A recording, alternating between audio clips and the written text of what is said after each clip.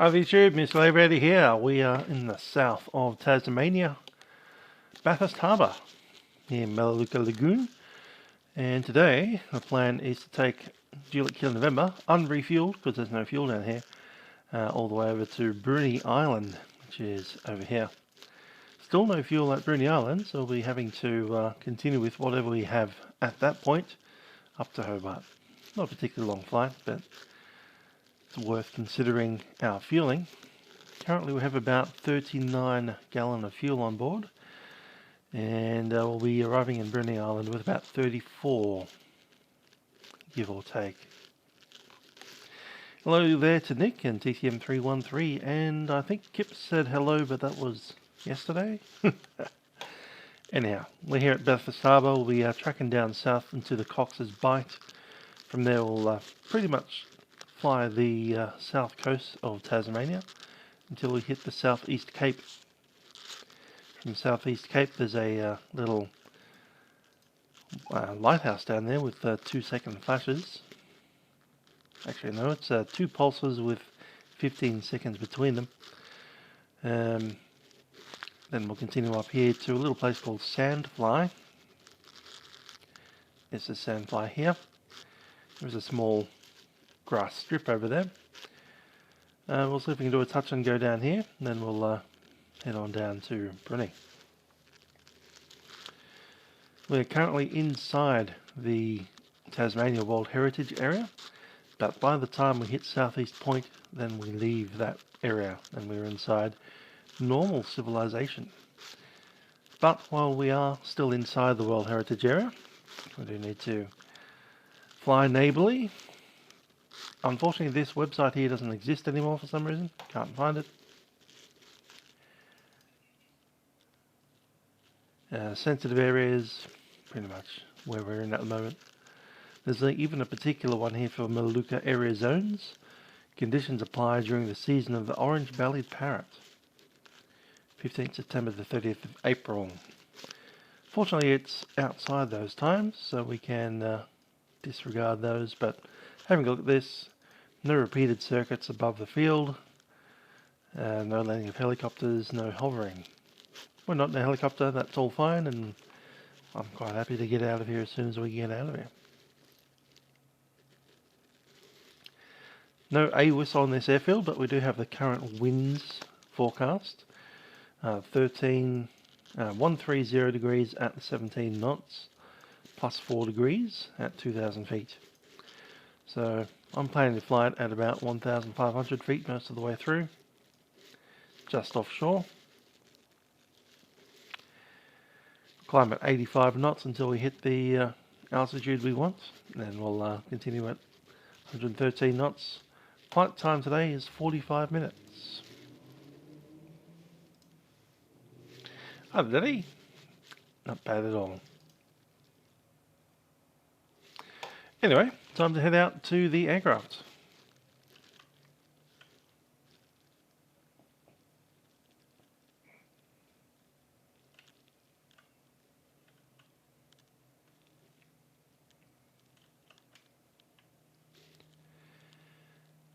Let's quicken the pace a bit.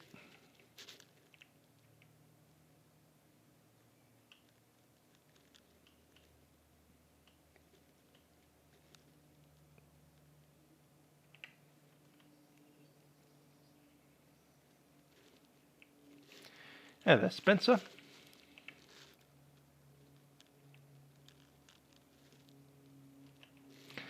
Enjoying stage 4, indeed. A very wet and rainy day this today. It's a bit wet and cold, even. Anyhow, let's open this door.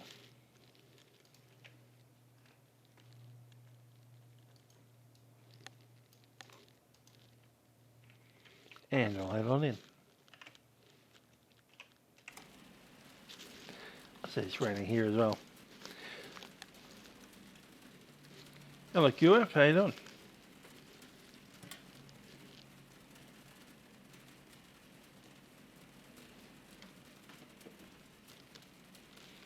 Alrighty. let's master switch in, drop those flaps.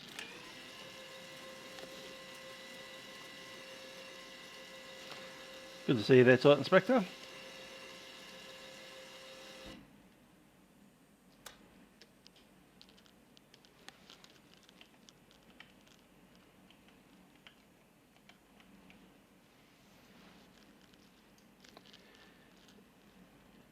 Kill.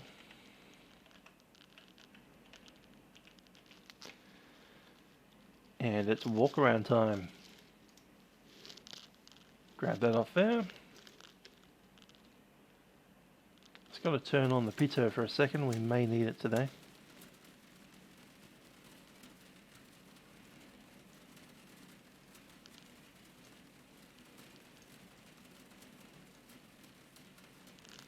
Yep, pitot is working fine.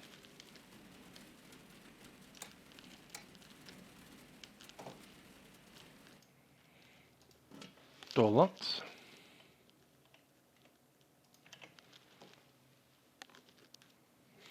Yeah, the aircraft's kind of straining on its... What's the wind doing? It's got to be 30 knots. Well, that wobbly is the wind blowing the aircraft around, so...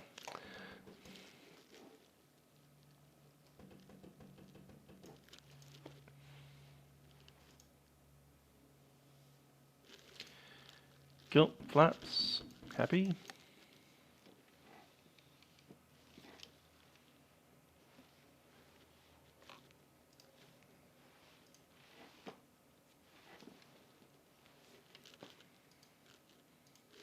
Tie downs are rough.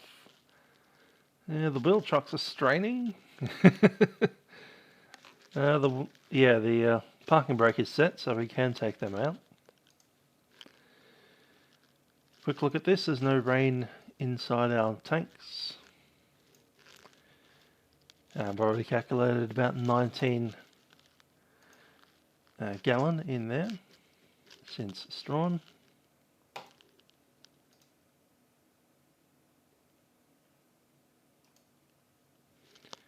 Prop looks okay.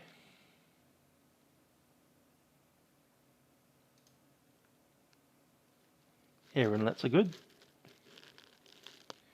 Static port is clear of items. Climbing up the top, we have a little less than 19 gallon on that tank. It's not too much less. Fuel drain's happy. I'm going to leave that in for a second while we untie this. Look inside the stall warning system. Fuel drain overflow.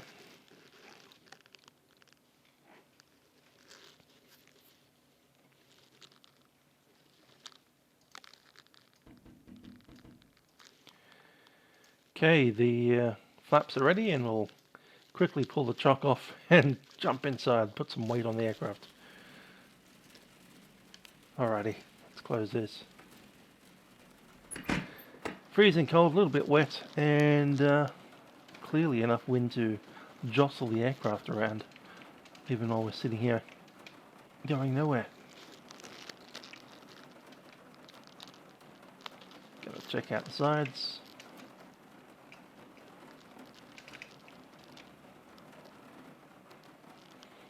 Sides are good. Alright.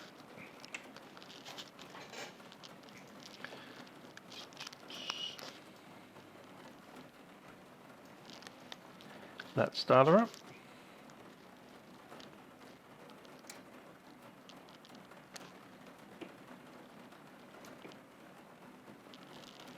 Fuel pump.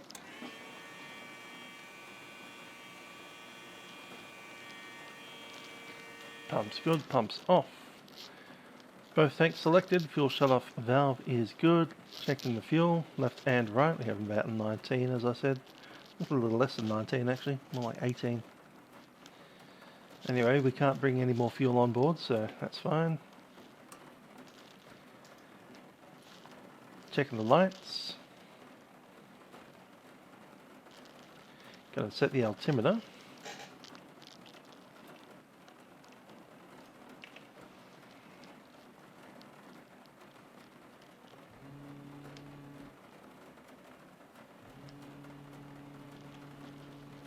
Cool. Yeah, Tiger Airways is gone forever. Got 2 of us on board now.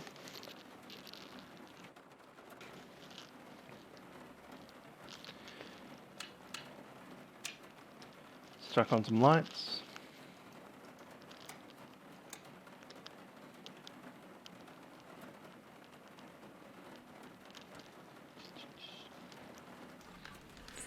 Clear prop. No one's around us. Good.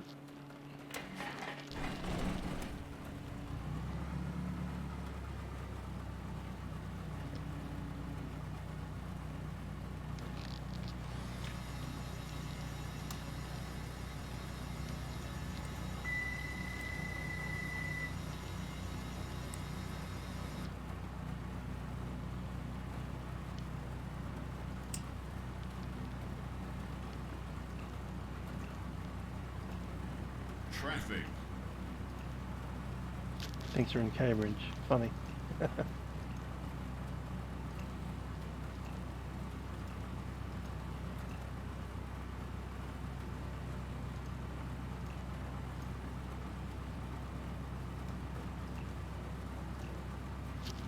Cool. You got Sandfly in there.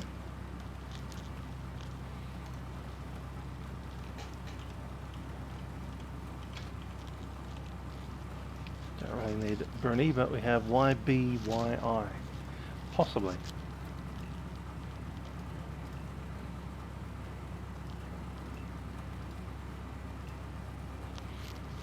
Maybe not.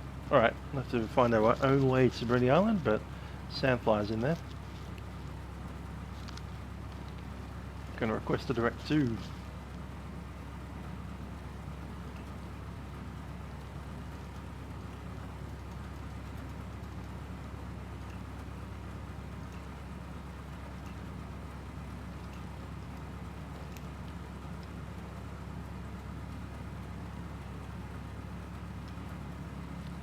You need ground speed of 15 knots, and we've got our parking brake on.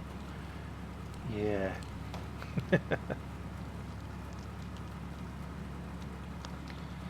Alright, we've got nothing behind us really. Oh yeah, we kinda do.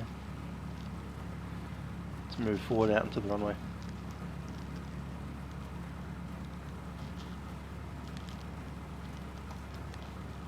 And we'll pick up COM 2. 22.8. Traffic Bathurst Harbour, Juliet Kill November, Cessna 172 is doing run-ups. We'll then move out onto the runway. 30.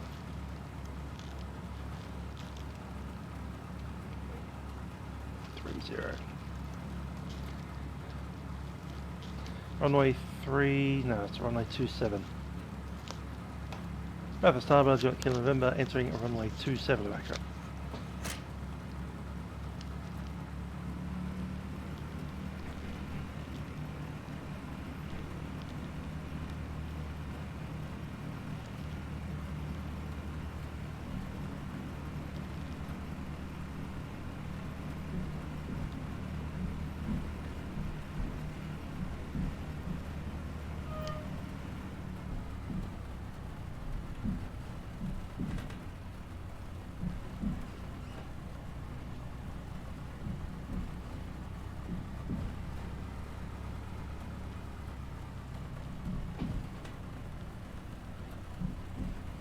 Kimby, €5.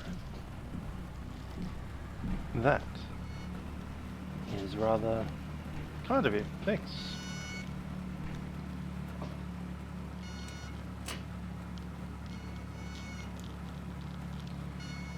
Alright, checking out temperature.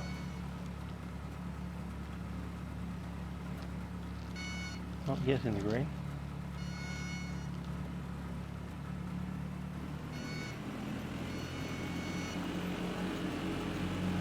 Fuel flow's good, back is good. Pressure's in the green, all temperature's just a little low. Do the rest of our start checks now.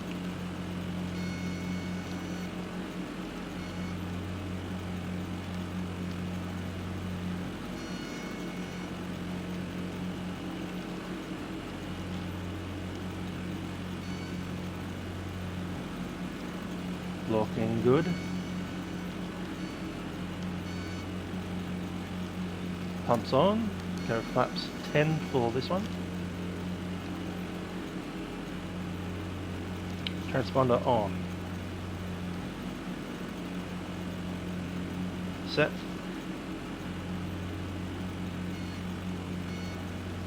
Heading shown it's at 29 and a bit.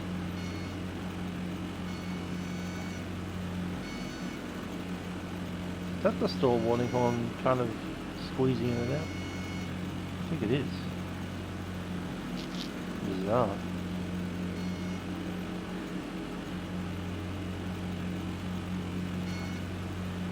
Well, temperature still a little low. Keep it there a couple of seconds. Let's do the checklist.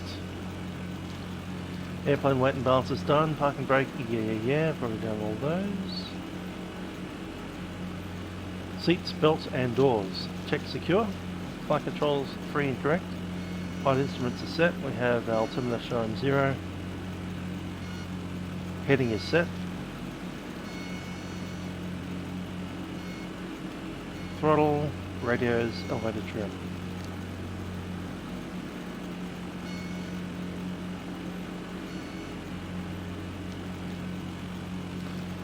After departure, we're going to set up a heading of 123.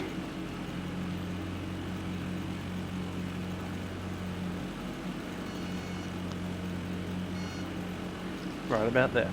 Cool. Almost directly behind us.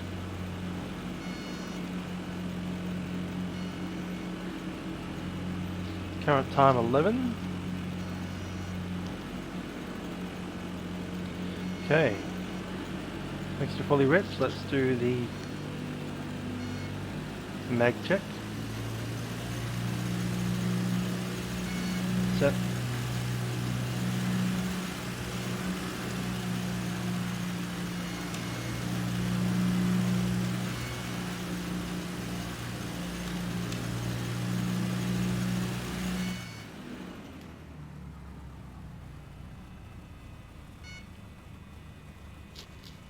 Happy with that.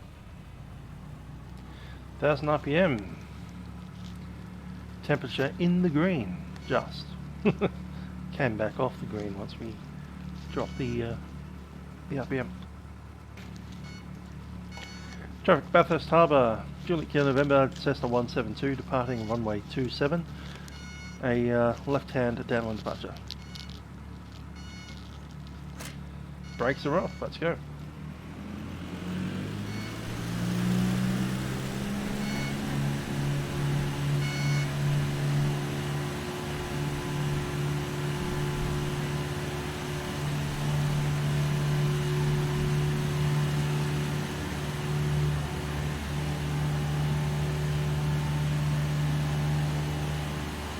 Gale with 73 knots, flaps coming up.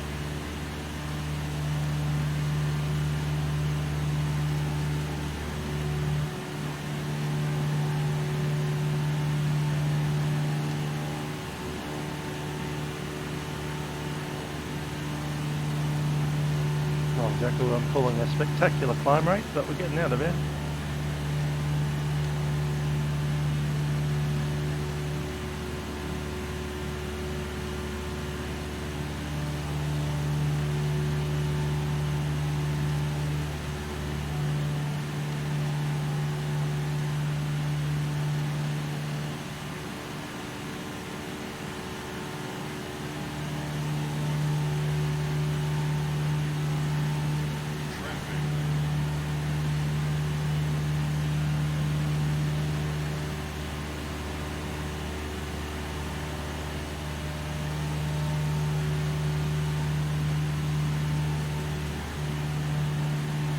The Harbour traffic till November is departing on the left-hand downwind, climbing out of 1,000 feet, 1,500, then tracking the south coast eastbound.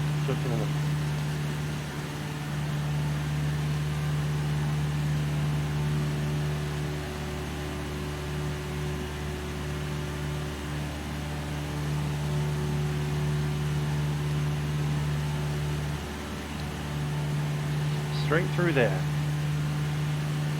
Time is 15.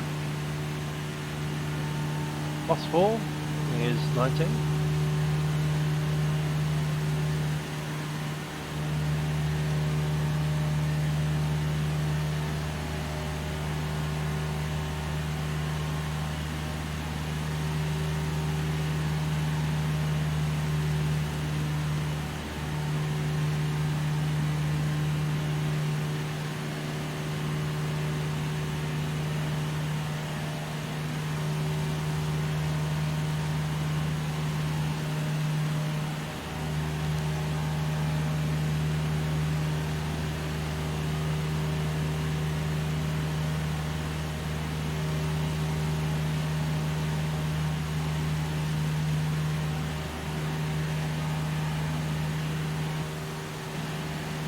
Stay down here at 1,500.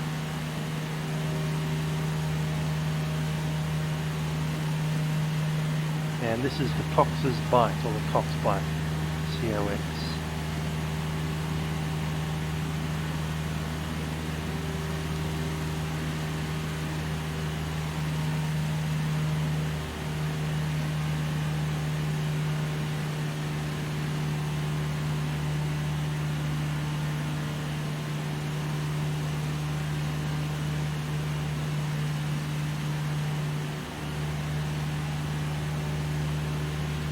That right down there is Freeney Lagoon, F-R-E-N-E-Y.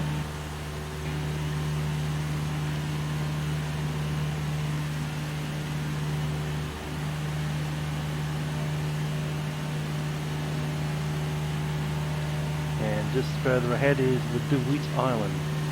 DeWitt. Named after a Dutchman.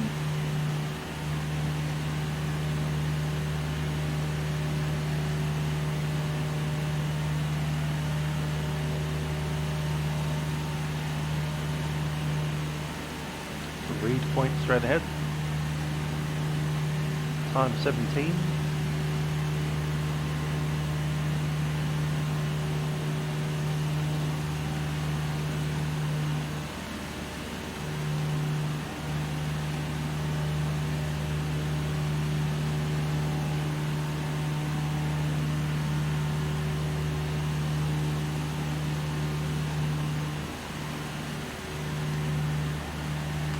No, this is AU version 2. So that's OZX. No? Yeah, OZX as well as FTX, both together. Not that there's much happening with OZX apart from the airfield itself.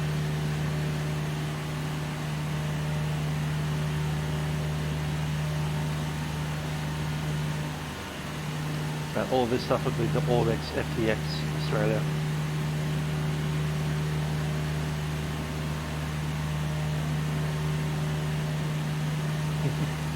Don't look back.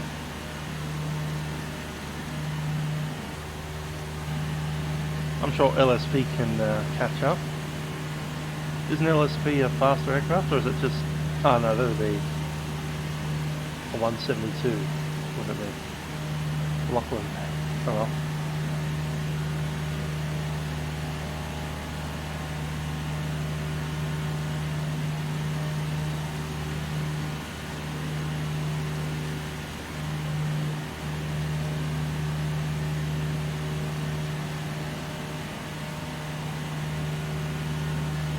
There's time 19.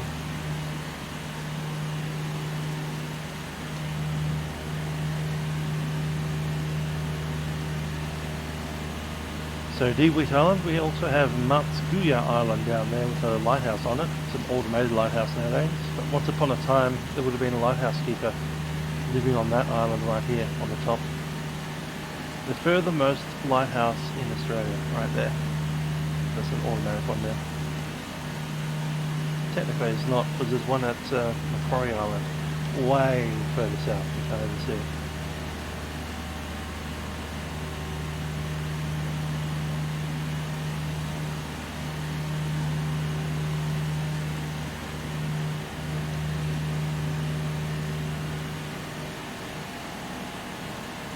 This is of course the wilderness area. The wilderness area does actually want us to be at 4,000 feet. So I'll keep on climbing until we run into cloud, and I'll just stick below the cloud.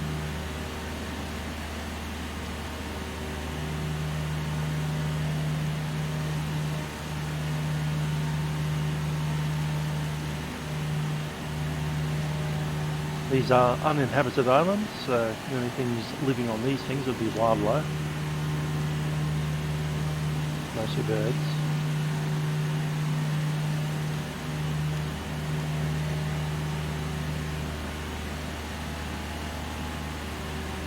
I'm sure the odd penguin. No public roads around here either. It's all walking tracks or riverboat.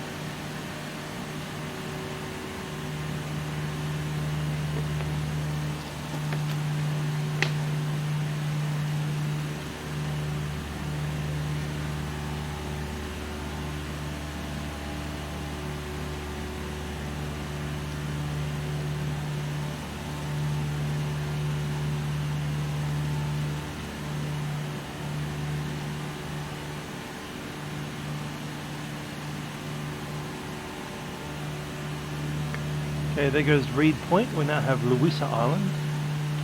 Louisa. Something up there on the menu.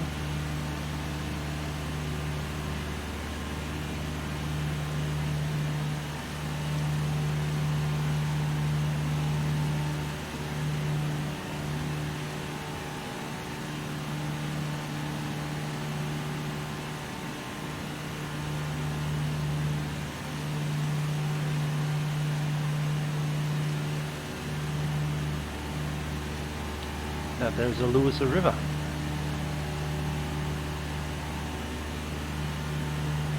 There's Louisa Island right there. We're over it.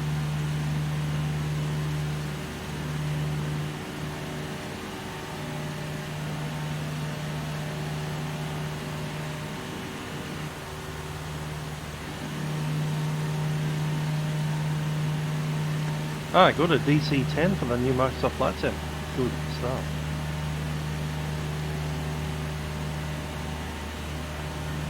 Let's have a FedEx livery on it.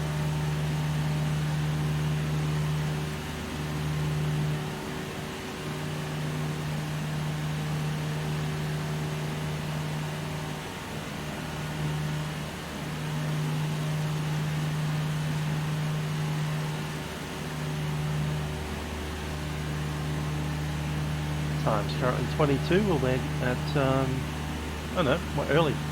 That's 22 showing there.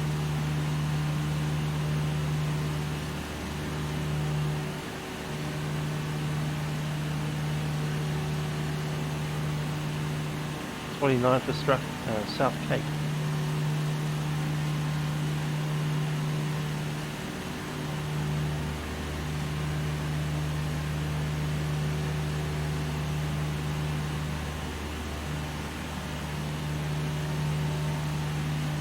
Hello to 5 viewers on Twitch.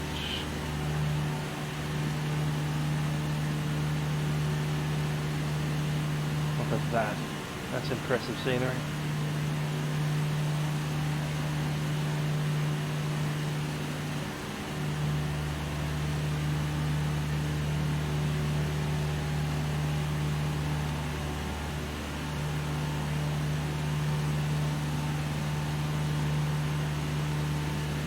That there is the Cyclade Islands. Kind of two of them joined together.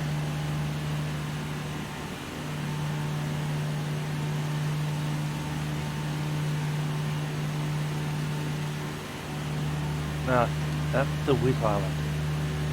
Cyclade's, well, just at the top of them now, I imagine.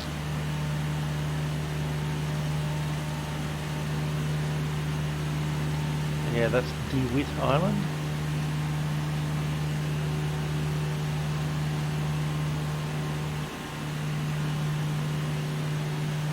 Named after Johann de Witt, a Dutchman.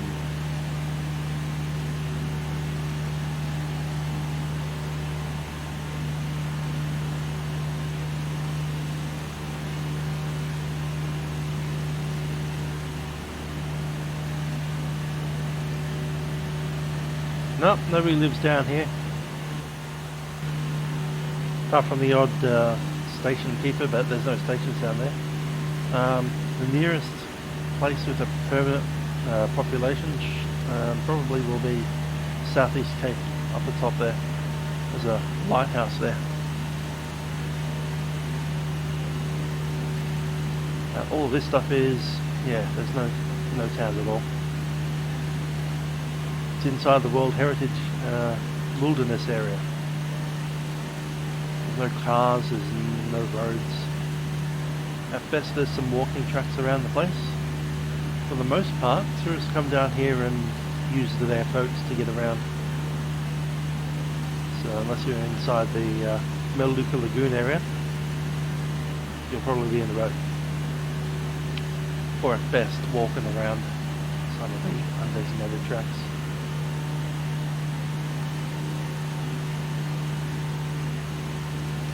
Hanging out on these beaches.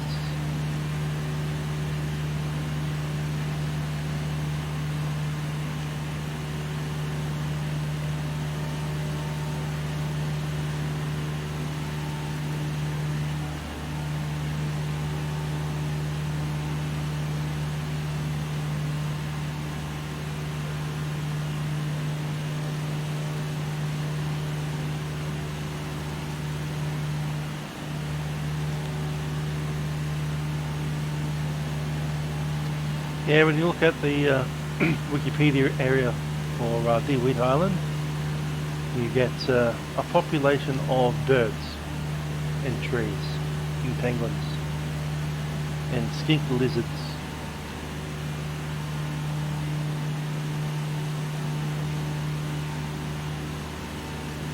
And the Tasmanian pedimilum, it's a little mammal. Looks like a weird cross between a mouse and a kangaroo.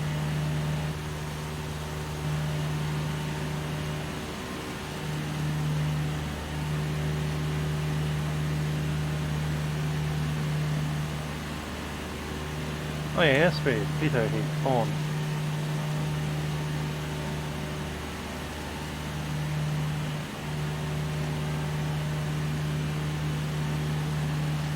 It's warm enough down here at 2,500. Wouldn't want to go much higher than that, the clouds certainly. Would be a bad idea. 4 degrees Celsius. That's 4 degrees ram air, by the way. The real temperature is probably more like 1.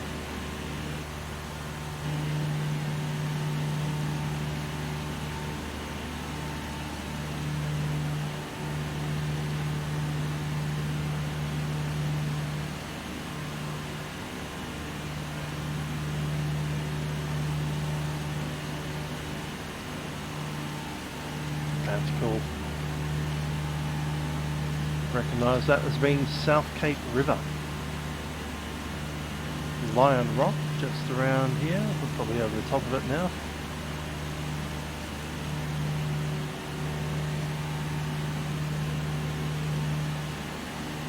Southwest Cape and Southeast Cape.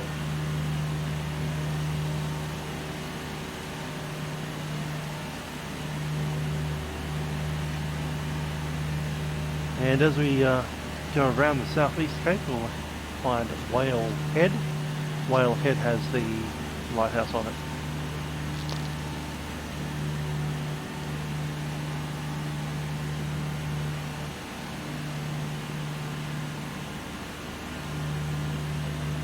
Tiny little itty bitty beach, look at that.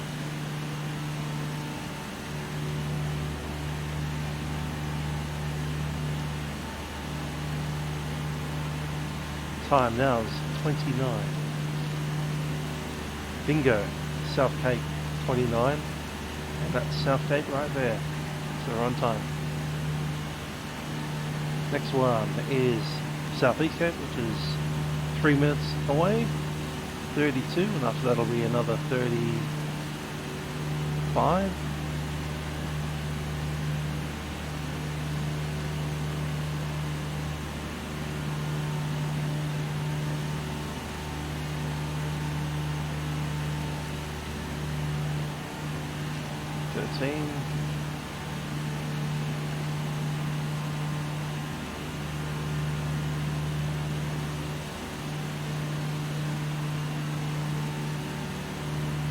Sandflies will stop.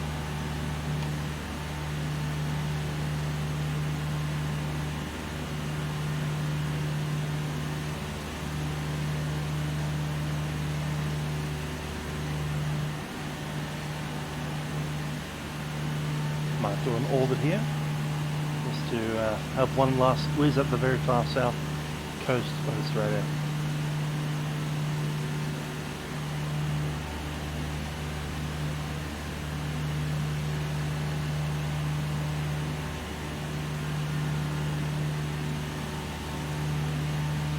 Turn outwards.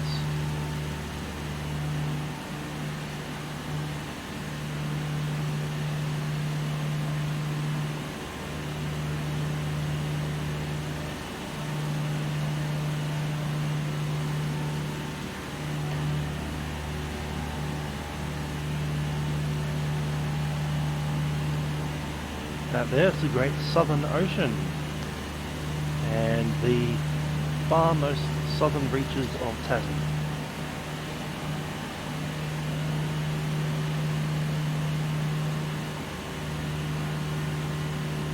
Some brutally cold landscape down here. We've got to see just on the top of those hills some snow has fallen over the last couple of days.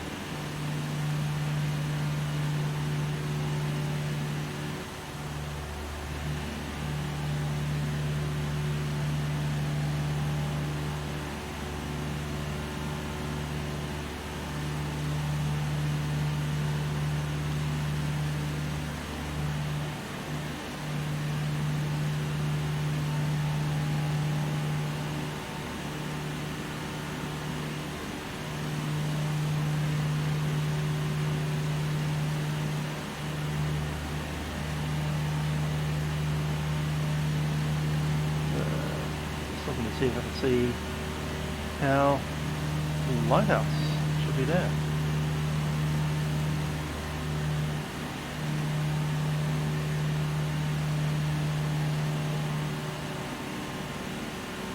Yes, that's not in. I was hoping that was the building right there.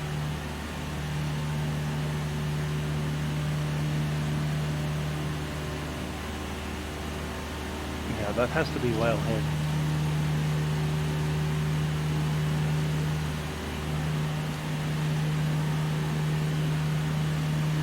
That's Flinders Point.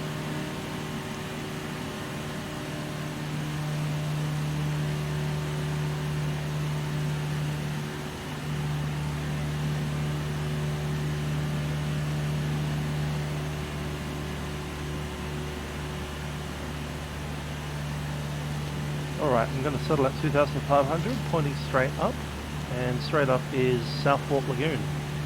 So, where is the lagoon? What's the heading?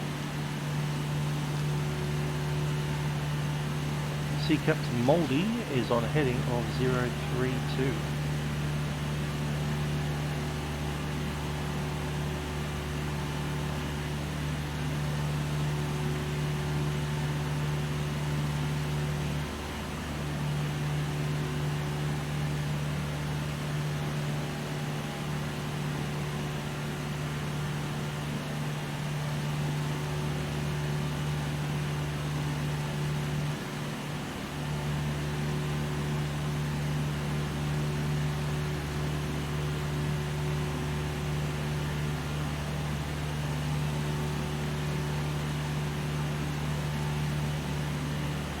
That should be Mott's Beach, MOTTS.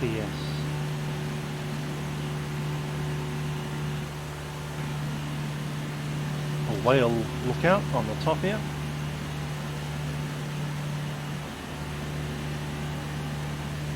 Yeah, pretty sure that's Mott's Beach.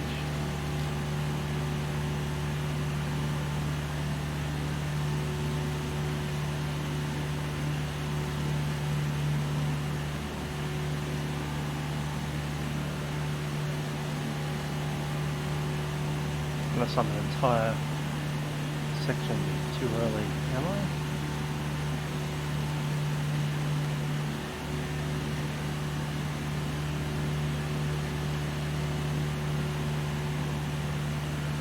We didn't see the lighthouse. Maybe for one section too early, that might be lighthousing. Yeah, our heading is still east. Right, so that was actually Lion Rock in that case. There it is, Lion Rock.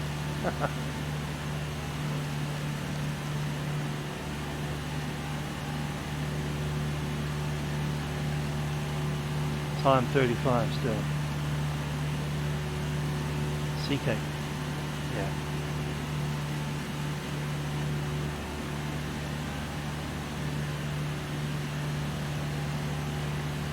Rest in peace, Tiger Air. I did enjoy Tiger Air. A good airline. Nice and cheap. Did their job.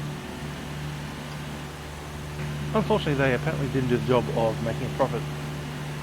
So, oh well. See you, toilet sector. Have a good one.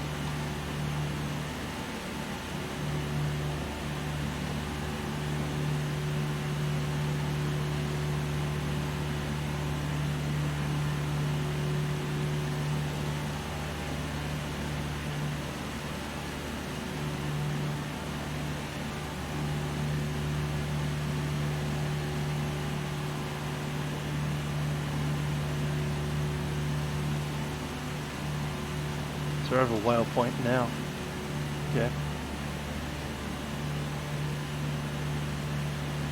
Middle of the circle outwards, so we can point ourselves properly down that. Hugging the shoreline a little bit too closely for my liking.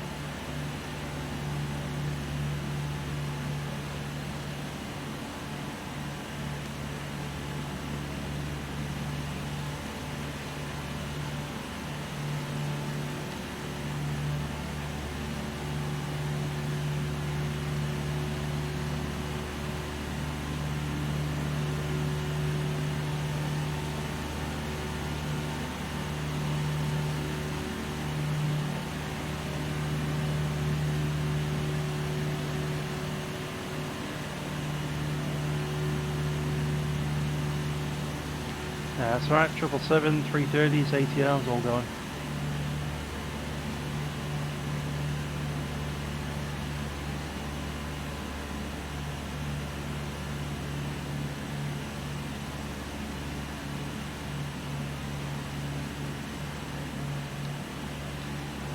Lighthouse should be there.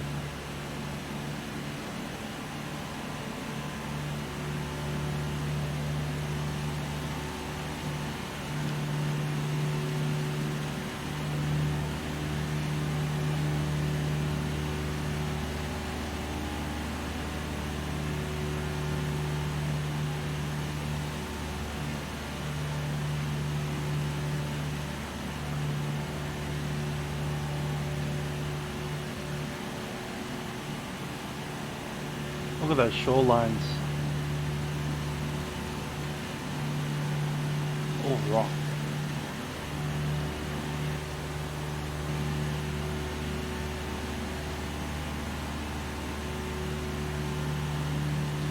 Alright, we're sitting up here on Fisher's Point, and we should have the what's that?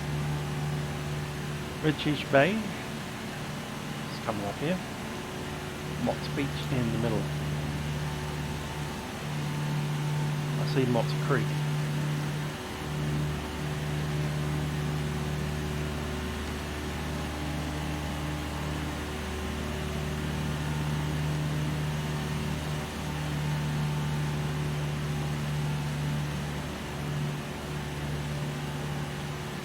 There's a little campsite here called Bolton's Green, just on the other side of the hill. And there's a whale lookout tourist area just on the top. And down here we have the road.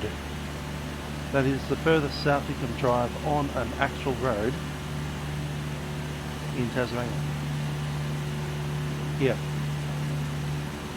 So we've got all that other stuff we've flown over, not accessible by road. We just reached our first road accessible town, Mott's Beach.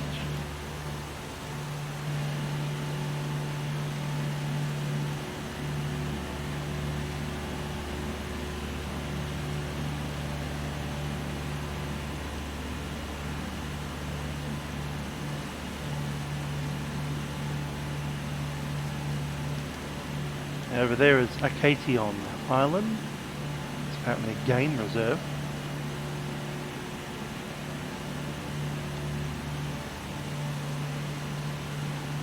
Acquitaion.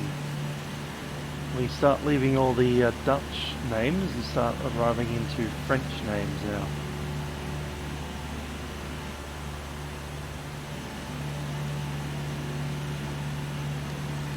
Basically, the Dutch are exploring the south coast while the French are exploring this coast.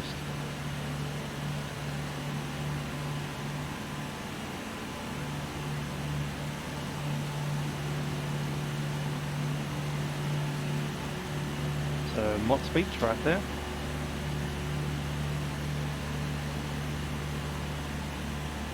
Papa Alfa Romeo just to look Kilo November. Do you have us in flight?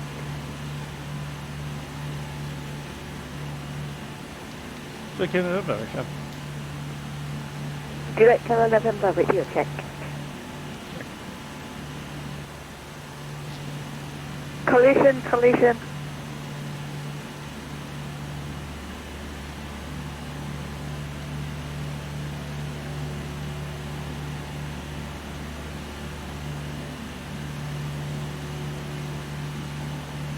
I'll drop down to 1500.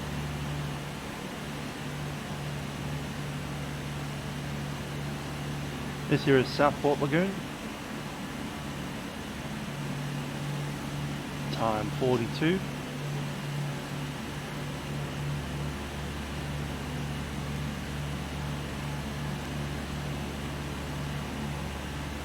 Bathurst, Harbour traffic, aircraft tango, backtrack, runway 12.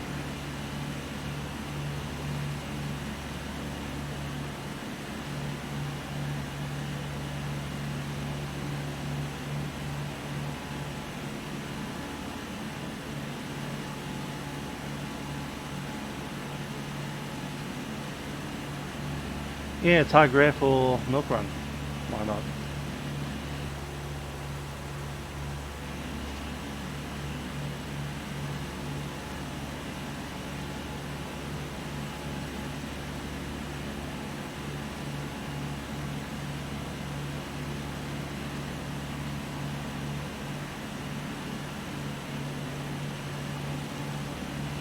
Let's run along the outside of Southport Lagoon. There's a little township called Southport, just up on the other side of this river here.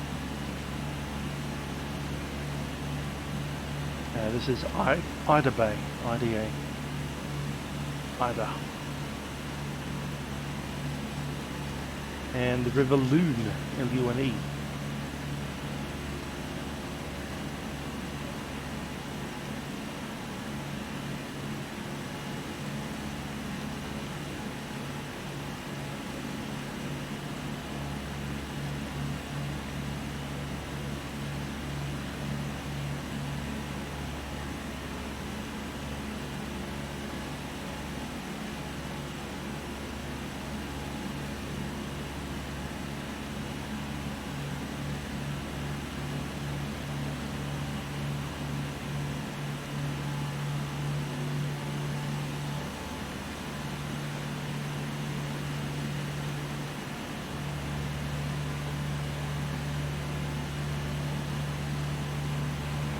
Harbour traffic, impact. Bathurst Harbour traffic, Echo Alpha Tango, departs runway 12.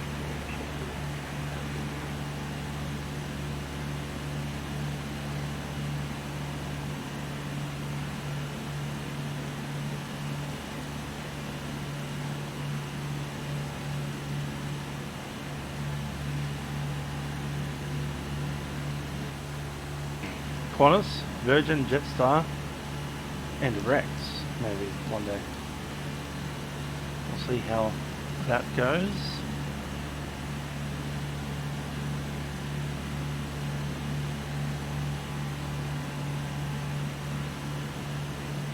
There it is, Southport.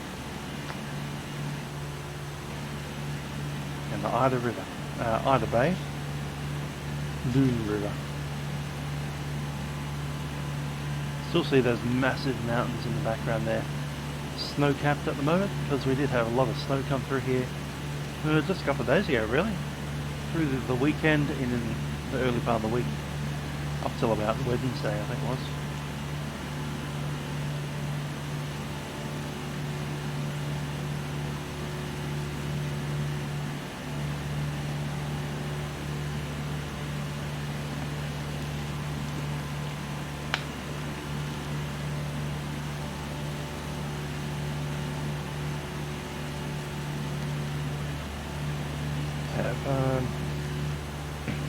Bottom end of Bruny Island right there, in fact.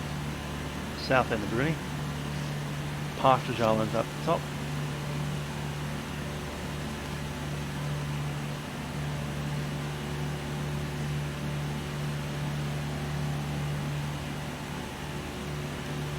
Next major bay will be Port Esperance, named after a French ship that was exploring this area when Bass and Flinders were down here.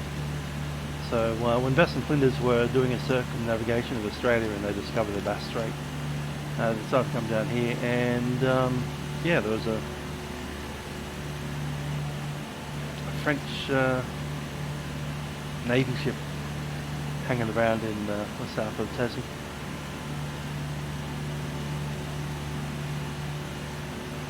They made contact with the Navy ship and kind of said hi. They weren't at war or anything at the time. They were actually at war, but the French ship didn't know anything about that at the time. 1801-ish, turn of the century.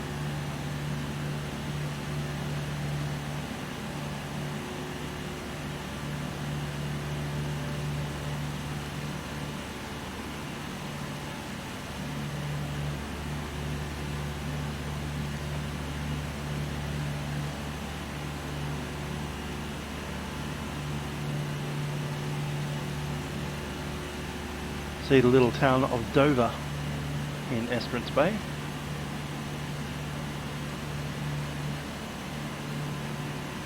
That'll be it right there.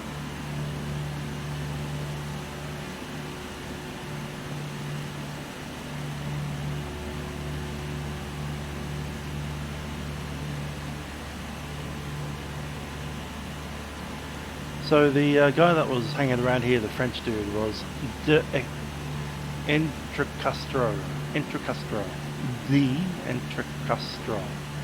and this channel between Bruny Island and Tasmania, especially right up there, is named after him. The Entrecastro channel. Try saying that 5 times quickly. That's D'(E) NTRE CASTRAUX, D'Entrecastro.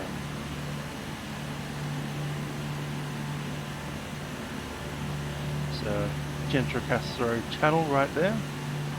We'll be coming back to it since we are flying to Bruny Island today. Before we go to Bruny Island, we're going to track inland a little bit up the Huon River and find our way to a little place called Sandfly.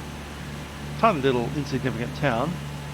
The only major thing that we've got here is a little grass airstrip, which we intend to maybe touch down on, and if it looks good, we'll might even stop there, get out, pay a visit to one of the hangars, and then leave again.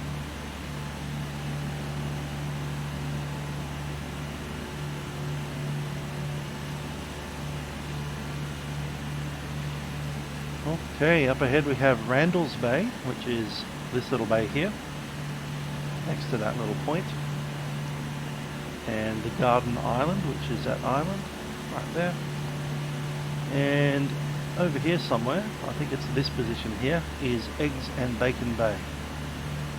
Might be the smaller one. So we're flying over Eggs and Bacon Bay. Sounds amazing. I'm gonna have bacon and eggs tomorrow.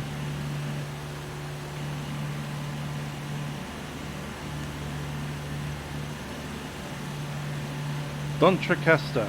Thanks for that. Yeah, me and my French pronunciation is not a good thing. Dontricastro. Thanks, Tom Preston. Not sure if you're a local of Tassie or if you know French, but either way.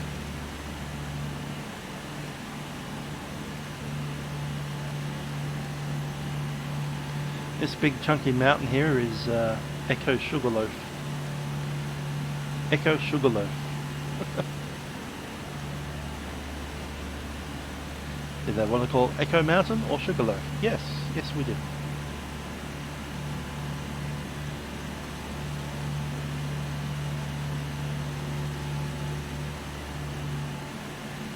So there's a Huon River, named after the explorer that went down all around Tasmania, inside, across the land.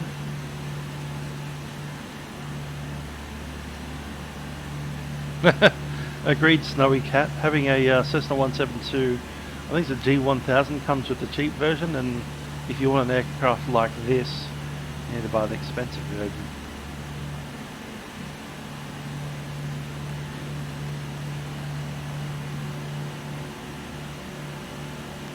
Alright, that's Eggs and Bacon Bay.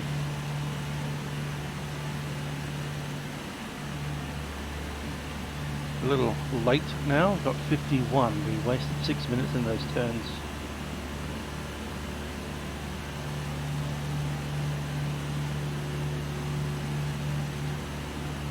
$54.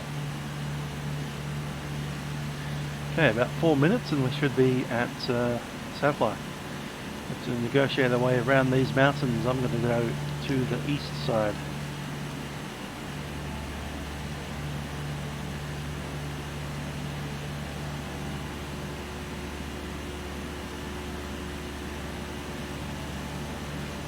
I agree, QF. I like the aircraft similar to Juliet Kilo November here.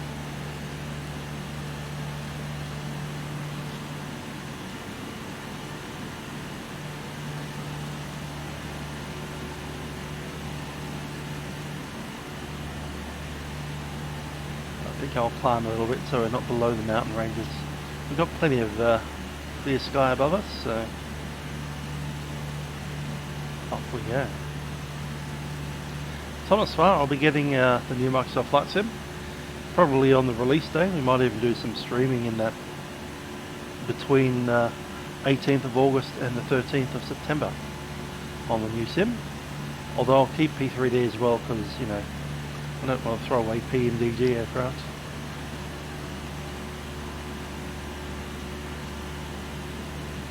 Then on the 13th of September we hopefully come out of stage 4 lockdown. And I hope it's a rollout to 0 lockdown and not just back to stage 2 or something. But assuming that happens, I'll probably be going out somewhere. Out of my house, possibly out of my state, if I can.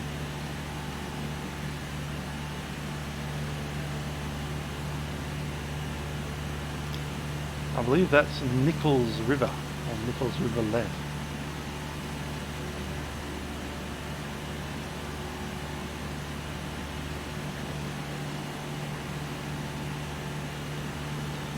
Means that that mountain there is Snug Tears.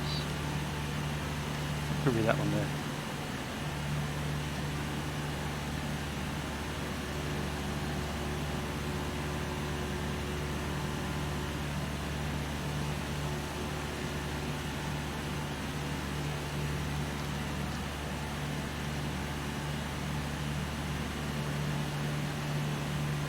Flying a little slower than we planned by about 5 knots.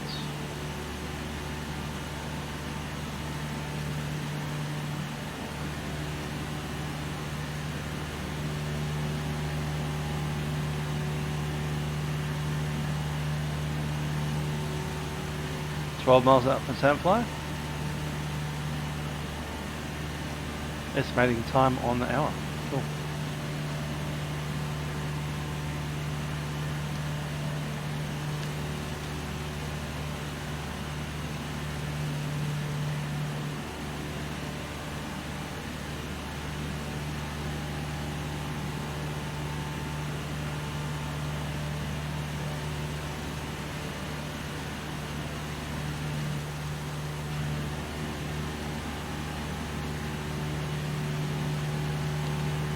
Sandfly traffic, Juliet Kilo November, Cessna 172 is 2,500. Approximately 10 miles to the south of the field. We'll be inbound to do touch and go operations on runway 27, Juliet Kilo November.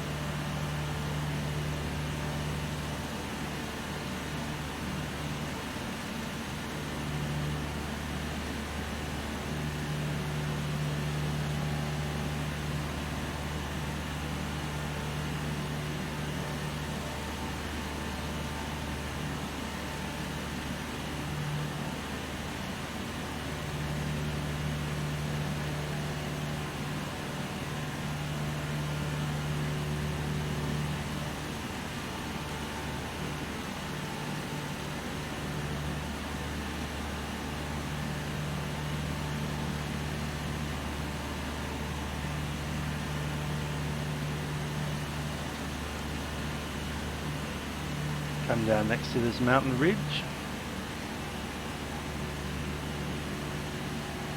So I can spot the actual township as well. I think that's Margate over there.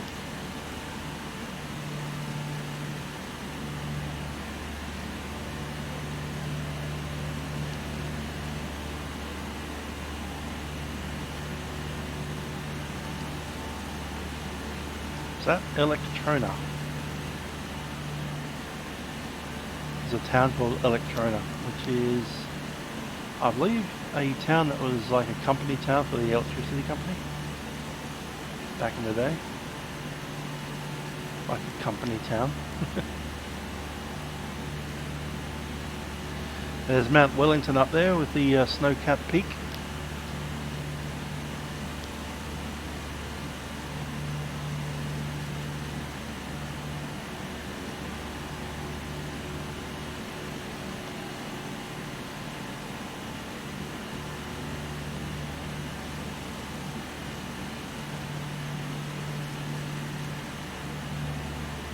Miles out.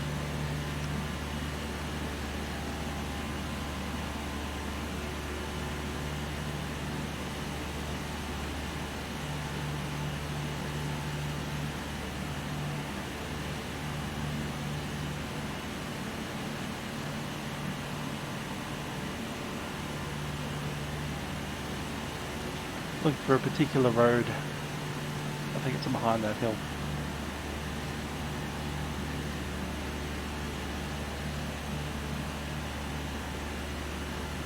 Hard airfield to spot.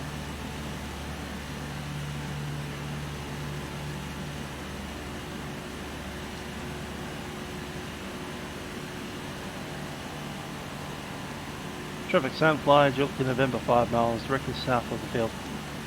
We'll be positioning to pass overhead the field and then join downwind at runway 27 Sandfly.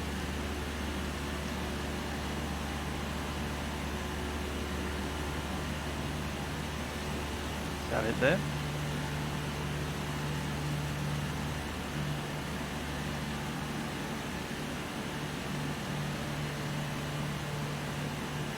Three miles out. Gonna be over the top of it soon.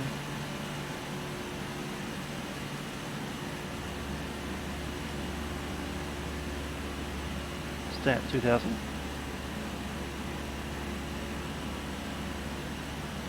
Looking for the Huon Highway, which I think is this road here.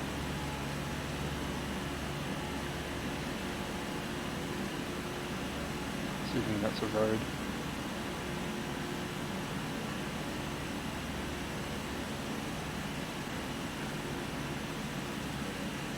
Two miles.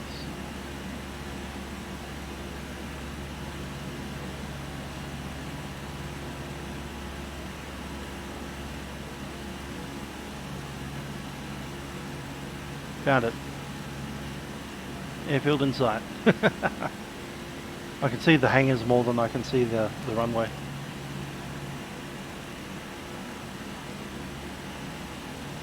Sandfly traffic, in November we'll be flying overhead the field on 2,000 feet, joining on descent on the dead side, then joining left downwind to runway 27. Traffic Sandfly.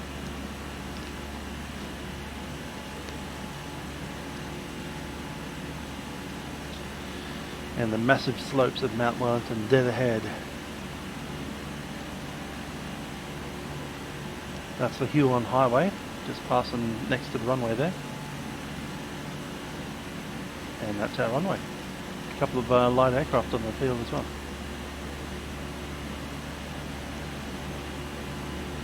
About 400 feet high, this airfield.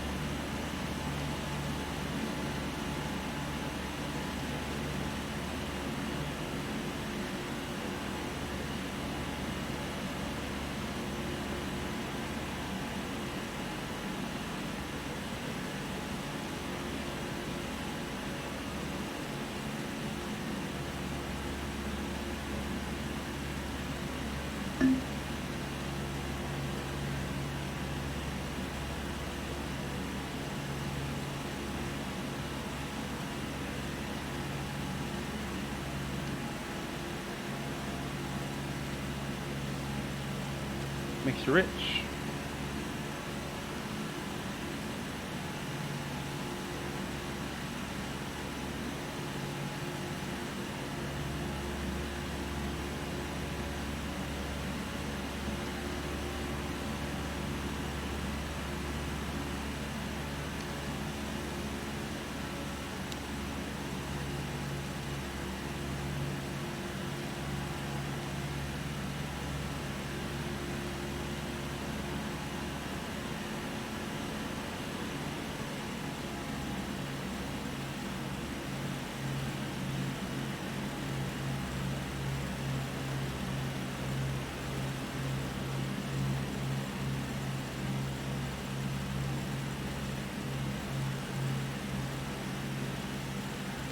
Sandfly traffic, Kilo November is on downwind runway 29, ready for full stop. Brakes are released, undercarriage is fixed, mixed to full rich, pump is on. Lights in. Seats and harnesses are secure.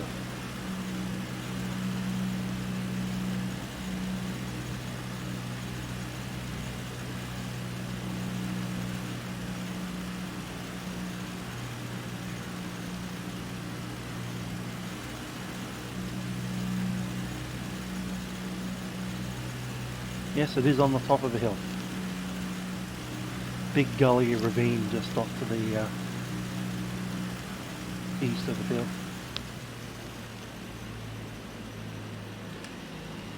Flaps 10. Sandfly traffic, Kilo November, turning base runway 29.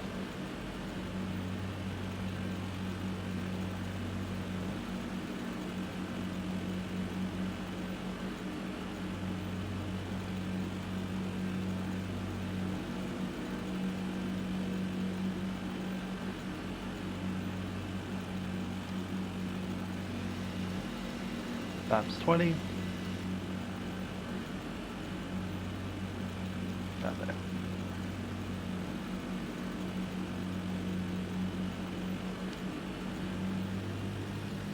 Sandfly traffic, Kilo November, turning final runway 29. All the flaps.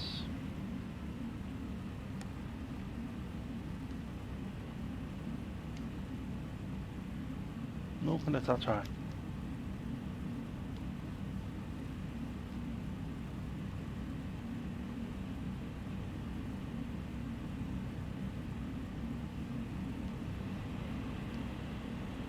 Get a side slip action, see if we can get it down.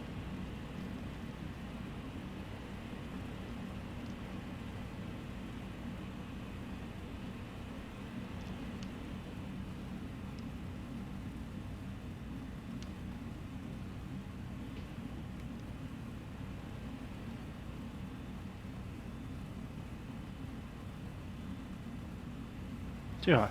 Turn around.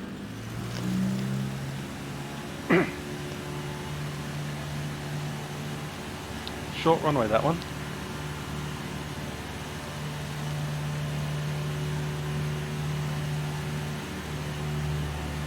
So far traffic, in November on the go around, we'll rejoin downwind runway 2.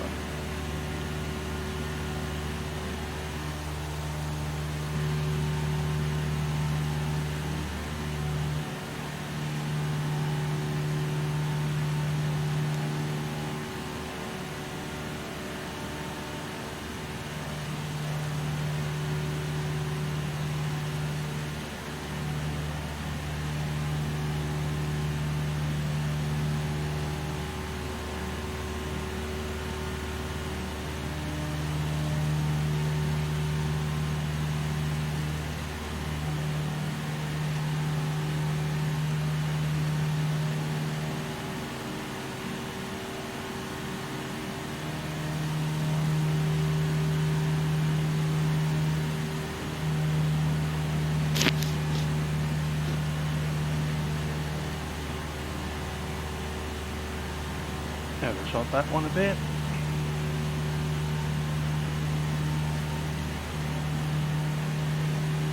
Runway's in sight. Traffic Sandfly, July November, downwind runway 29.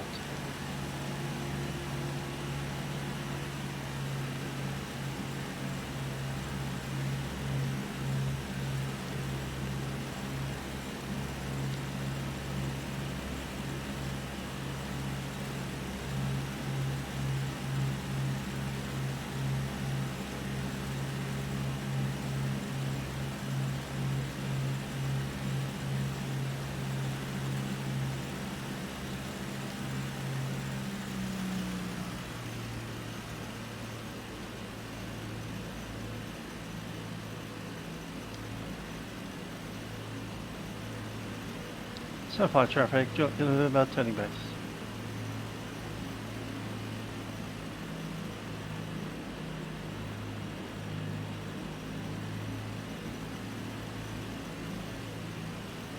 Hey, knots, flaps 10.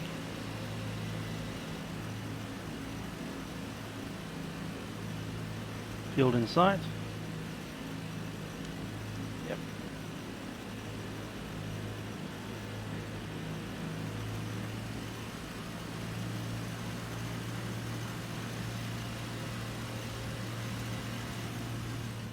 Flaps full.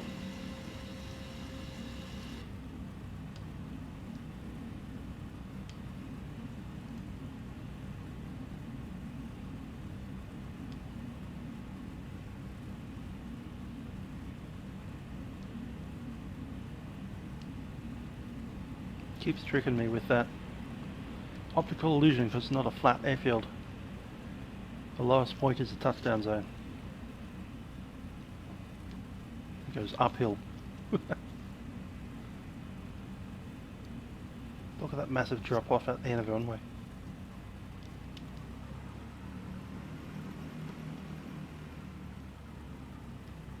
That's better.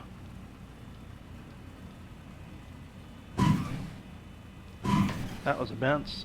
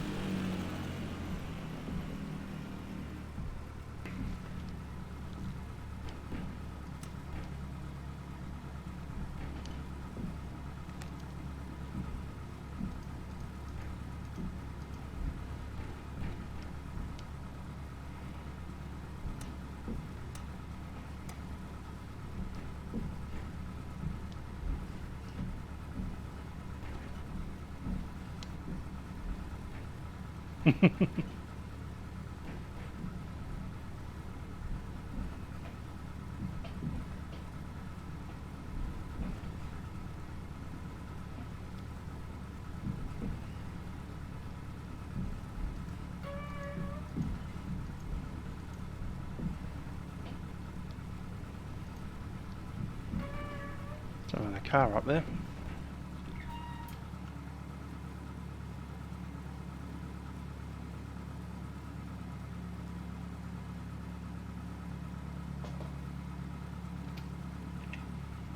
Interesting tiny little airfield.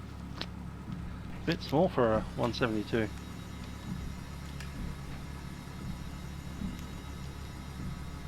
That's more the kind of size that you'd want. 150 tail dragger or a Citabria or something.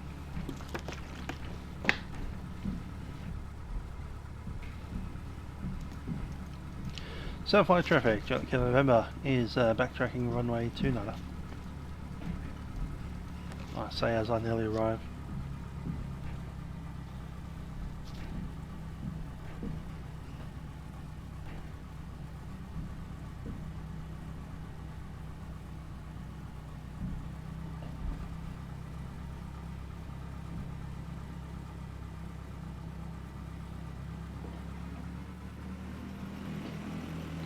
Alrighty, 600 feet elevation, we want 10 degree of flaps set. We're going to put the brakes on and hold it while we give it full power. Airborne at 55 and then we'll just climb out. An insane little runway.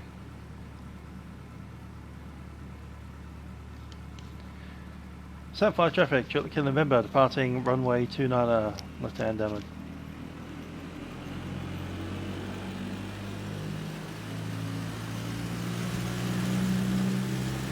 Until she starts sliding on the grass and we'll be going. There we go.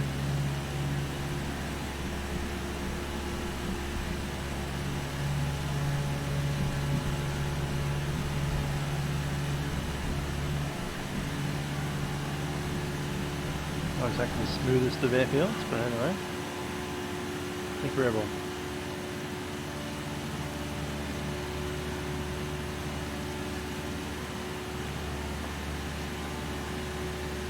Flats.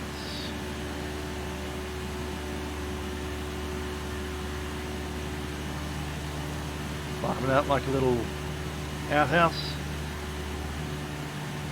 Climbing with all the conviction of a brick.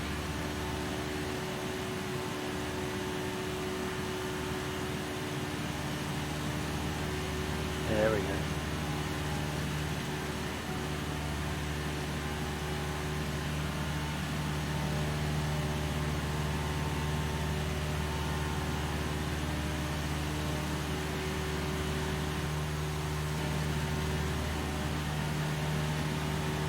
With any luck, Bruny Island won't be quite that bad.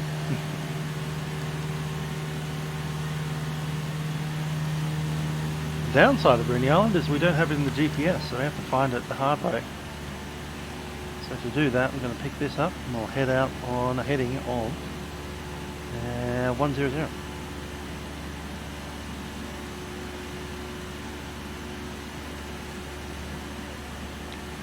So heading showing us now 100. Okay, cool.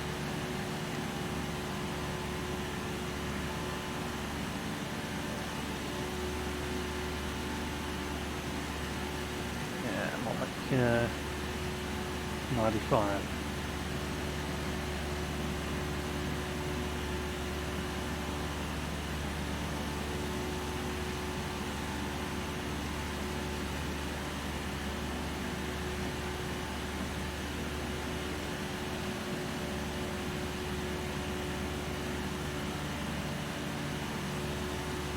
A little under 15 gallon in each tank.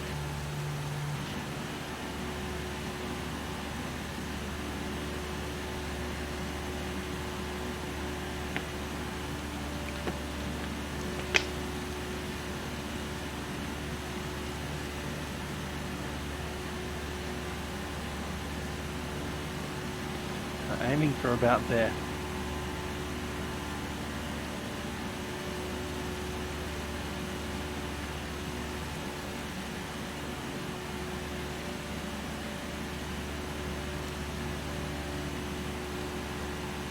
So this should be Northwest Bay. Howden just off to our left there. Margate off to the right.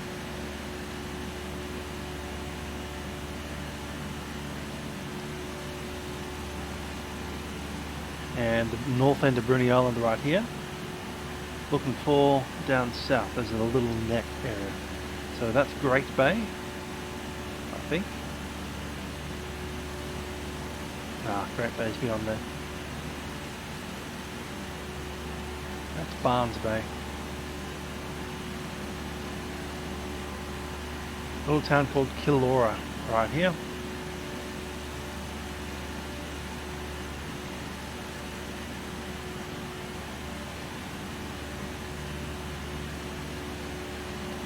The ferry goes across to that bit of land there.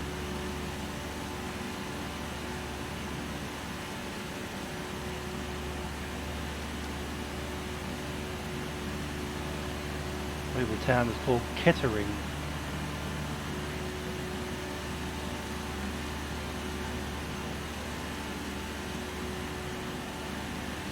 There's 25.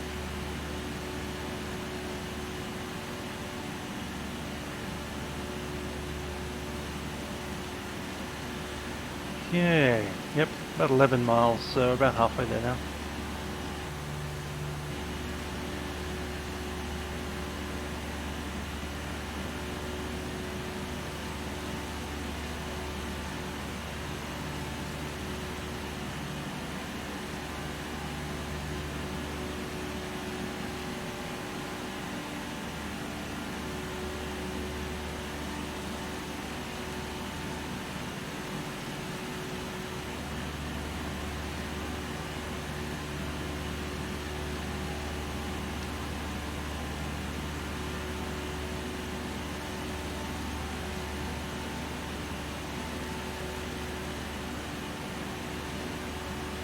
So Roberts Point, which I believe is this thing here, where the ferry goes.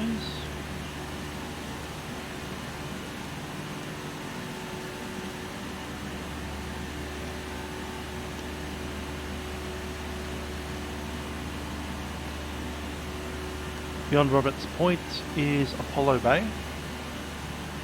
which will be this thing here.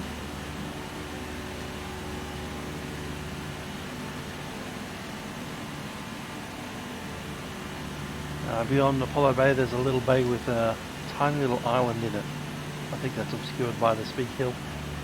That island is Snake Island. And beyond that we have Great Bay, which is this big chunk of water here. The Bruny Island Cheese Company is on Great Bay. And so too is the runway we're after.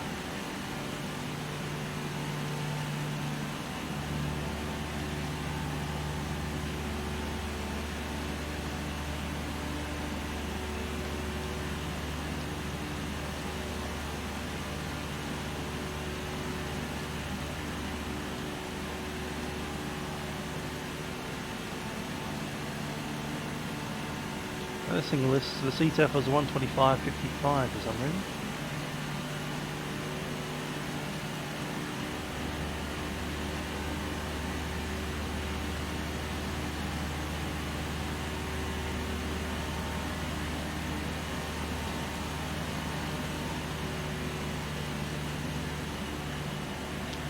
Bruny Island traffic, Kilo November is a Cessna 172 at 2,500, approximately 10 miles to the north of the field. We'll be joining to runway downwind, so runway 34, Bruny Island.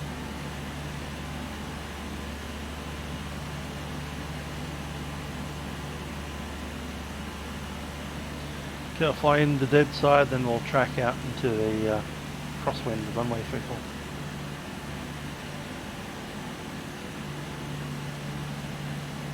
Oh, straight into downwind runway 34. How do I get backwards?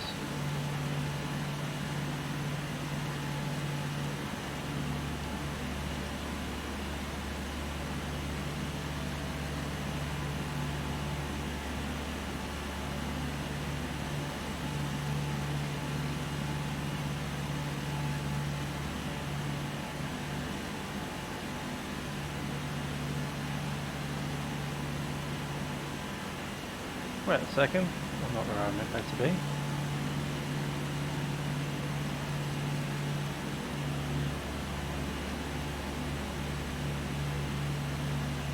Bruny Island traffic, Echo Tango overhead field 1000 feet. We'll be joining mid left downwind runway 14, Bruny Island traffic. There it is, yep, down there.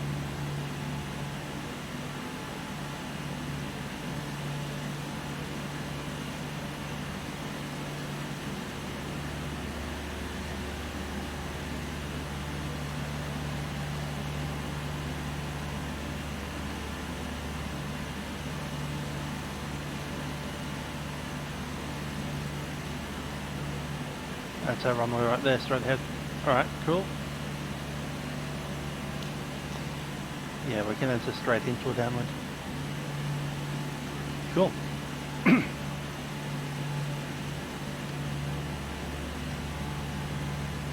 1,000 feet.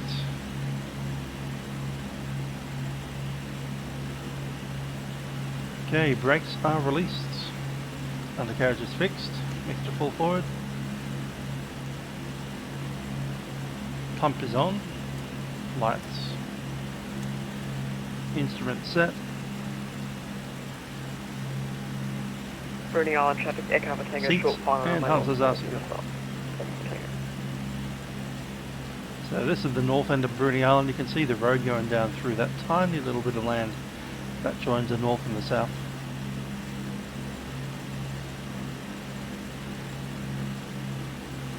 So the islands are connected, but barely.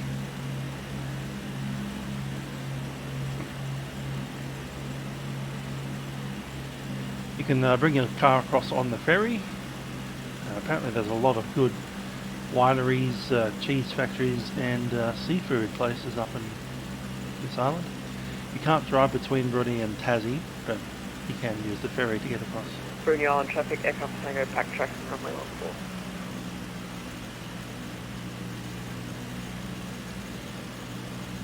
He's going runway 14. Interesting. Is there a windsock down there?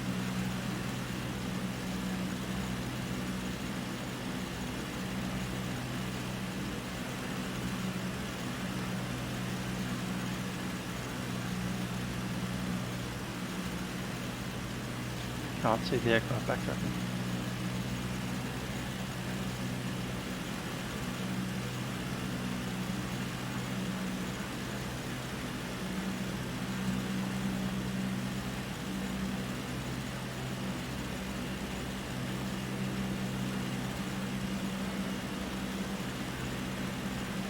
Runway 1331.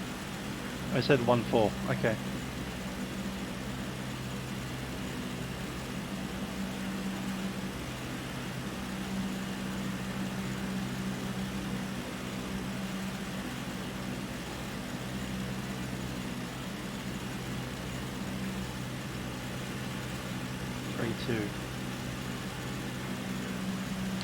Bruny Island traffic, Jumpkin November is downwind runway 32.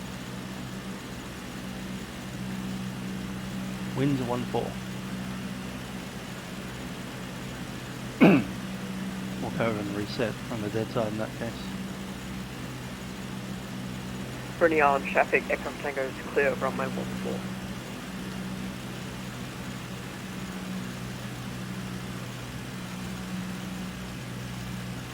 Hobart Meta 170, yep, that makes sense.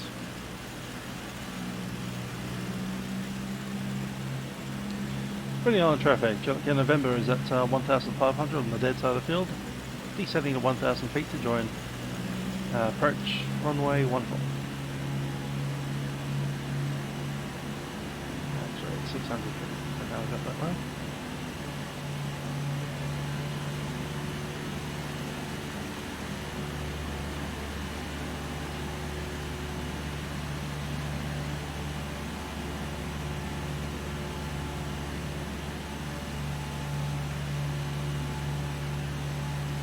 There it is.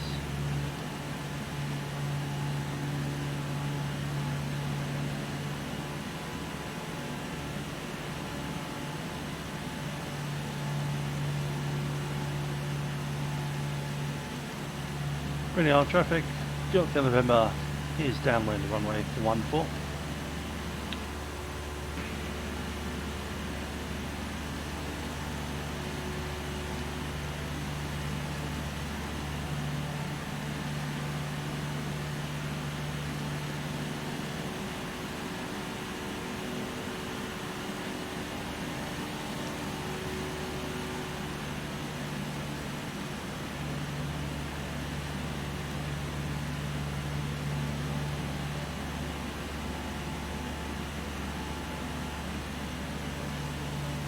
Nope.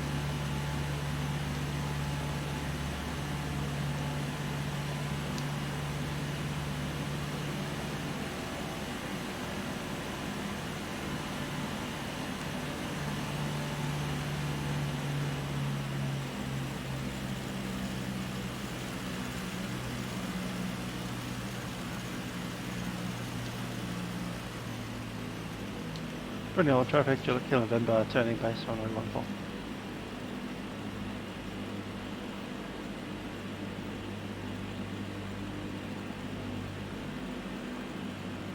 Stray dingoes.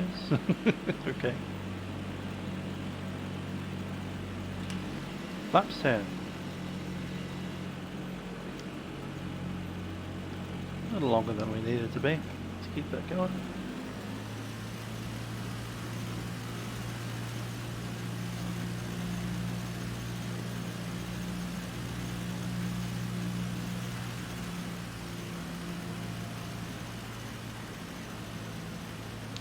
Bruny Island traffic, July November, final runway 14.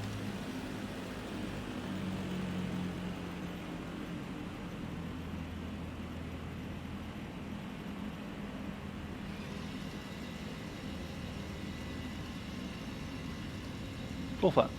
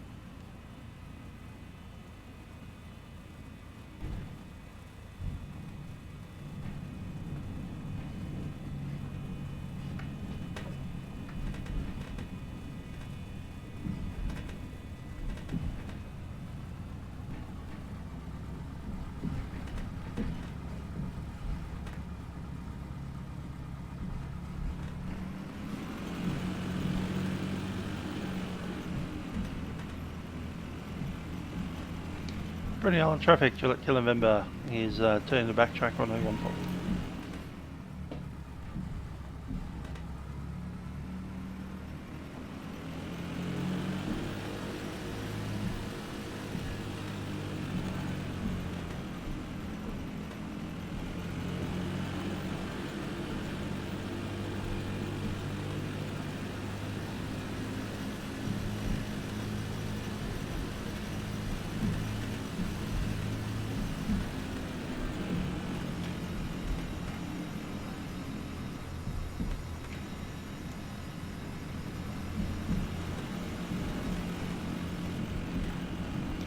Hello there, kangaroos. How you doing?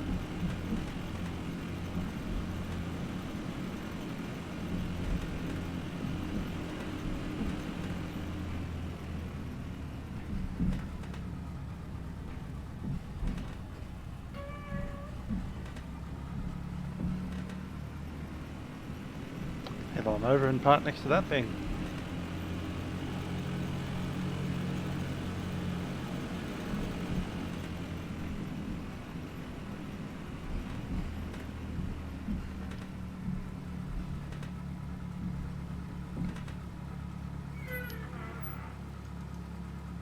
Turn some of these lights on.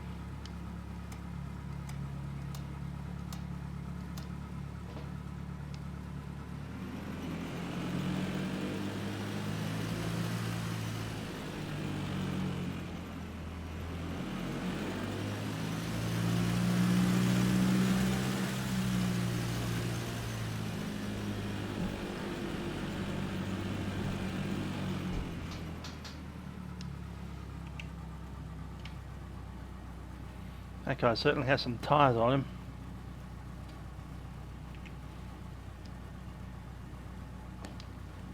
Okay, let's park it here.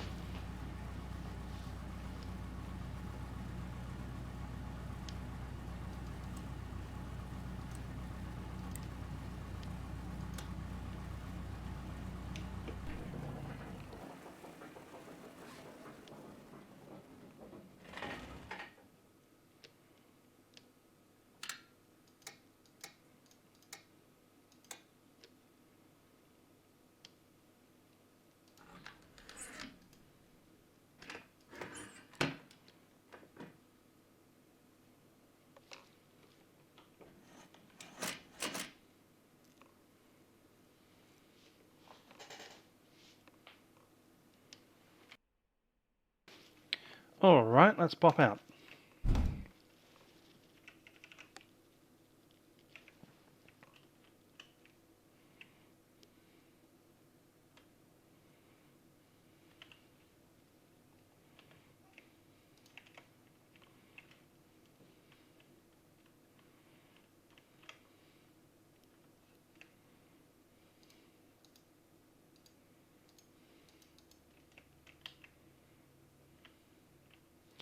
Cool. I'll shut the door, tie it down, and find our way to a nice mussel farm. Maybe some oysters, crabs, wine and cheese.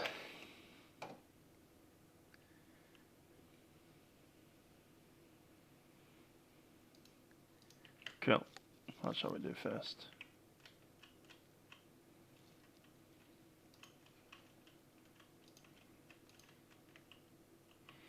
Control locks in. Cool. Pop in the pito cover. Wrong side.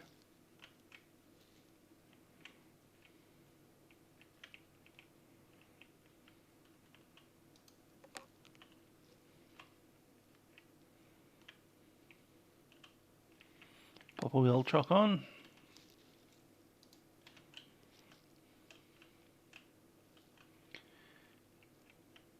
And stick in the old tie downs.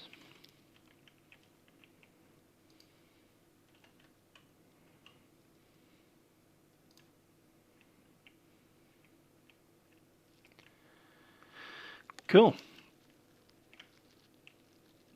So, welcome to Bruny Island. Next journey on this trip is taking us on Sunday.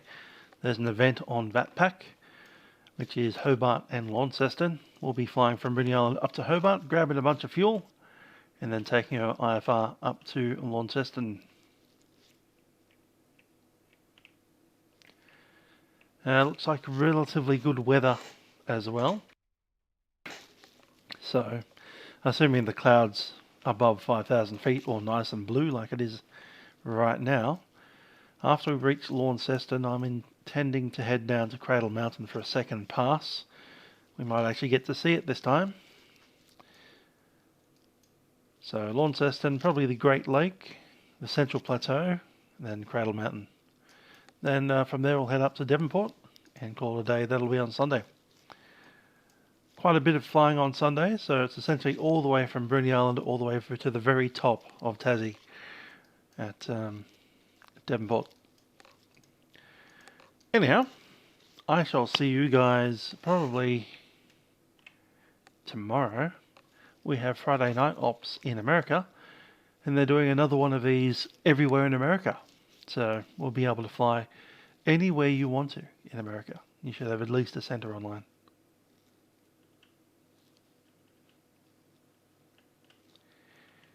anyhow, here is the road. And we'll wait for our pickup to find ourselves a nice hotel and hopefully some nice restaurants. And lots of seafood here in Bruny Island.